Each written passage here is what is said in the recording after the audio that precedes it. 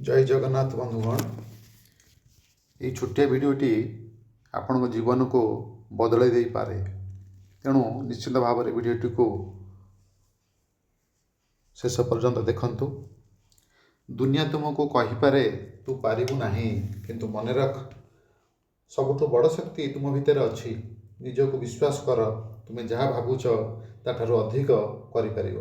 तेणु निजको विश्वास कर, सफलता निश्चिंत। यही परिप्रेक्षी में एपीजे अब्दुल कलाम गोटे छोट कोटेशन कही, if you can dream it you can do it. जदि तुम स्वप्न देख निश्चित भाव में तुम्हें कर। तेणु ये कहबार कथा, निश्चित भाव में आम स्वप्न देखा एवं से अनुजाई काम करवा एवं यू कैन डू इट निश्चित भाव में आम या धन्यवाद।